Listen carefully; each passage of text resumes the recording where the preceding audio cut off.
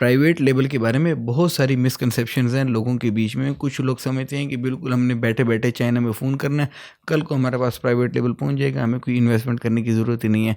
कुछ लोग ये समझते हैं कि भई हम प्राइवेट लेबल कर ही नहीं सकते क्योंकि प्राइवेट लेबल के अंदर करोड़ों रुपए की इन्वेस्टमेंट लगती है, जबकि दोनों साइडें गलत हैं। प्राइवेट लेबल के अंदर एज़ कम्पेयर टू जो आप रेगुलर सामान चाइना से मंगवा रहे होते हैं, उसकी निस्बत थोड़ी सारी ज़्यादा इन्वेस्टमेंट वाक़ई में लगती होती है, बट इतनी ज़्यादा भी नहीं लगती होती। और जो लोग ये चीज़ सोचते हैं ना कि बैठे-बैठे बगैर इन्वेस्टमेंट किए बिल्कुल थोड़ी-सी मामूली सी इन्वेस्टमेंट से हमने प्राइवेट लेबल प्रोडक्ट चाइना से मंगवा लेनी है, वो भी बिल्कुल गलत हैं। इस वीडियो के अंदर मैं काफ़ी डिटेल से आपको ये चीज़ बताने वाला हूँ कि प्राइवेट लेबल के अंदर आपने क्या-क्या फैक्टर्स देखने होते हैं चाइना से जब आपने सामान मंगवाना होता है, और साथ ही साथ आपको इन्वेस्टमेंट की भी ज़रूरत पड़ती है, उसके बारे में भी हम गाइड करेंगे आपको। देखिए, सबसे पहले तो ये चीज़ आप देख लें कि प्राइवेट लेबल जब आपने चाइना से करना है तो कौन-सी प्रोडक्ट को करना है, कौन-सी अपनी नीश के अंदर जाना है। प्राइवेट लेवल के अंदर ख़ास तौर के ऊपर जो लोग भी जाते हैं उनको पता होगा कि वो तो बिल्कुल एक बहुत ज़्यादा स्पेसिफिक टारगेट कैटेगरी जो है वो चूज़ करते हैं। एक कैटेगरी को टारगेट करते हैं, उसी नीश के अंदर रह के फिर वो आगे चलते होते हैं। वो कोई भी नीश हो सकती है जो कि आप चूज़ कर सकती हैं। हेल्थ एंड ब्यूटी की आप नीश चूज़ कर लेती हैं, आप चाहें तो आप टेक्नोलॉजी की नीश चूज़ कर लें, या आप चाहें तो आप फिर क्लोथिंग की नीश चूज़ कर लें, आप शूज़ चूज़ कर लें, या आप कोई फ्रेग्रेंस परफ्यूम्स वगैरह चूज़ कर लें, आप खिलौने चूज़ कर लें। ये कम्प्लीटली डिपेंड करता है कि आप कौन सी प्रोडक्ट को चूज़ करते हैं। यहाँ पर एक और चीज़ भी याद रखिएगा कि जौन सी प्रोडक्ट को आप चूज़ करते हैं चाइना में, फिर आपने स्पेसिफिकली उसी प्रोडक्ट की सिटीज़ को टारगेट करना है, उसी प्रोडक्ट के मैन्युफैक्चरर्स को ख़ास तौर के ऊपर टारगेट करना है। एक चीज़ यहाँ पर ये है कि अगर आपने वैसे रेगुलर सामान मंगवाना होता है तो वो आपको ट्रेडिंग कंपनी या कोई भी जो सप्लायर होता है वो आपको प्रोवाइड कर देता होता है। थोड़ी क्वांटिटी के अंदर भी हम मंगवा लेते हैं, चला लेते हैं, चलो यार इस काम को स्टार्ट कर दें, आगे जाके क्वांटिटी बढ़ा देंगे। हमें भी पता है कि थोड़ी क्वांटिटी में जब हमने मंगवाना है तो उसके अंदर मार्जिन कम होगा। जब हम क्वांटिटी अपनी बढ़ाएंगे तो ज़ाहिर बात है कि उसके अंदर मार्जिन हमारा बढ़ जाता होता है।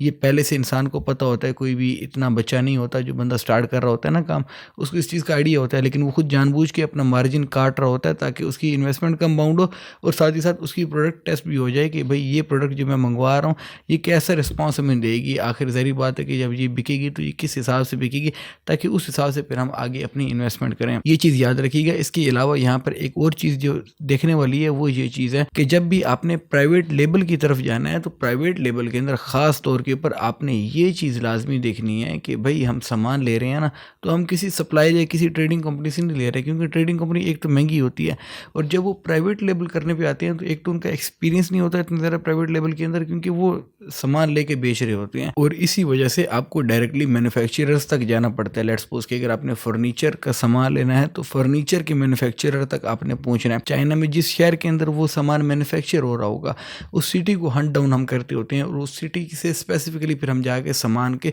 मैन्युफैक्चरर्स निकालते हैं, और मैन्युफैक्चरर भी एक दो नहीं हम निकालते हैं। चाइना के अंदर याद रखिएगा इस तरह से नहीं है कि अगर आपने कोई सामान लेना है तो उसके 1 2 या 5 आपको 10 मैन्युफैक्चरर मिल जाएंगे उस शहर के अंदर। उस शहर के अंदर आपको उसके हज़ारों मैन्युफैक्चरर मिल जाएंगे। छोटे से छोटा मैन्युफैक्चरर भी आपको मिल जाएगा, बड़े से बड़ा मैन्युफैक्चरर भी आपको मिल जाएगा, और सबसे बड़ी आसानी ये है कि उन सब मैन्युफैक्चरर्स का जितना भी डाटा है सारे का सारा ऑनलाइन हम सोर्स कर सकते हैं। ऑनलाइन हम ढूंढ लेते होते हैं मैन्युफैक्चरर्स को, इतना मुश्किल नहीं होता। अगर हमने अपनी लोकल मार्केट के अंदर मैन्युफैक्चरर्स को ढूंढना है तो हमारे लिए सोर्सिंग मुश्किल होती है, क्योंकि डाटा ही नहीं अवेलेबल। उन बेचारे मैन्युफैक्चरर्स को पता भी नहीं है कि हमने किस तरीके से अपने आप को सर्चेबल बनाना है, किस तरीके से लोग हमें ढूंढ सकें। लेकिन चाइना में इस तरीके से नहीं है। चाइना के अंदर बहुत ज़्यादा डिजिटलाइज हो चुका है। चाइना ओवरऑल भी काफ़ी ज़्यादा वहाँ पर सारे के सारे मामलात को जानते हैं वो लोग, क्योंकि एक्सपोर्ट ओरिएंटेड मार्केट है ना।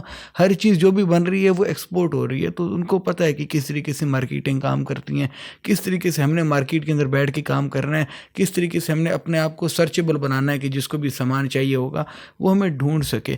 छोटे से छोटे मैन्युफैक्चरर को भी इस बात का पता है। अब आप मैं इंटरेस्टिंग एक आपको बात बताऊं तो चाइना के अंदर आप किसी आम दुकानदार से भी जाके मिलेंगे ना, तो उससे भी बात करेंगे तो वो भी आपको बता देगा कि भाई अगर आपने रूगोनी शांगचू को सीधी चाइनीज़ के अंदर वो ये बोलेगा कि अगर आप इस चीज़ को एक्सपोर्ट करना चाहते हैं तो एक्सपोर्ट के अंदर आपको फिर ये चीज़ इतने हिसाब से जो है वो मिलेगी, इस क्वांटिटी के अंदर आपको लेनी चाहिए, इतना जो है वो अगर आपको इनवॉइस चाहिए तो ये हिसाब किताब होगा, विदाउट इनवॉइस चाहिए अगर आपको फॉरवर्डर मैनेज कर लेगा तो क्या हिसाब किताब होगा। एक आम दुकानदार को भी सारे के सारे मामलात का पता होता है।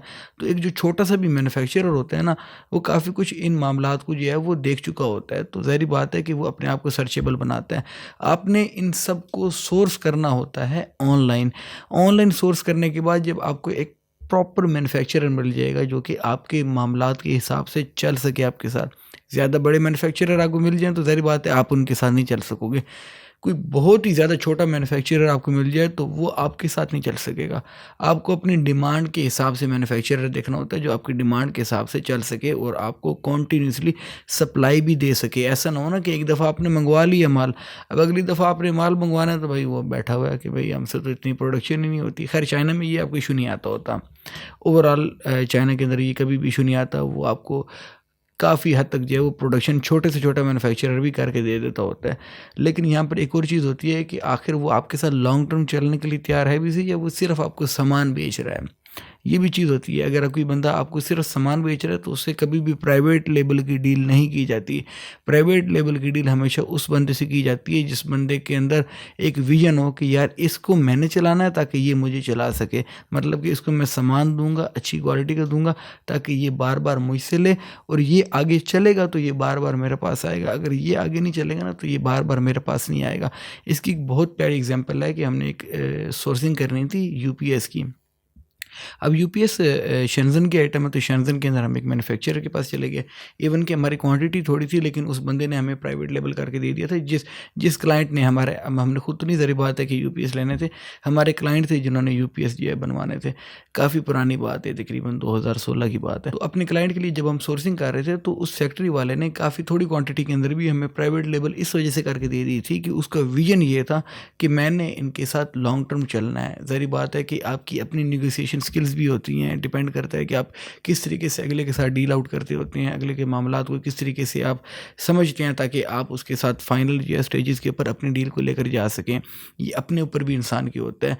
तो ज़ाहिर बात है कि जब आपको कोई भी मैन्युफैक्चरर इस तरीके से आता है आपके पास कि भाई वो आपको चलाना चाहता है, तो आपके लिए फिर ये आसानी हो जाती है कि लॉन्ग टर्म के अंदर आप उसके साथ चलते हैं तो आपको मज़ा आता है और आप इंजॉय भी करते हैं अपने काम को। क्योंकि अगर आपको पीछे से कोई प्रॉब्लम या कोई भी टेंशन बनेगी तो आप, ज़ाहिर बात है कि फिर अपने मामलात को उस तरीके से लेके नहीं चल सकते। और प्राइवेट लेबल क्योंकि अपना ब्रांड इंसान ने लॉन्च करना होता है, स्टार्टिंग के अंदर बहुत ज़्यादा मुश्किल होती है। इवन कि कई लोगों के एक मिसाल है कि प्राइवेट लेबल के अंदर ये याद रखिएगा कपड़े तक बिक जाते होते हैं। इतना ज़्यादा इन्वेस्टमेंट आपको जो है वो करनी पड़ जाती होती है कई जगहों के ऊपर। अब प्राइवेट लेबल स्टार्टिंग के अंदर तो मुश्किल होता है, इसमें तो कोई शक नहीं है कि स्टार्टिंग के अंदर अगर कोई बोले ना कि भी प्राइवेट लेबल करना आसान है, लेकिन ये लॉन्ग टर्म के लोग ही कर सकते हैं।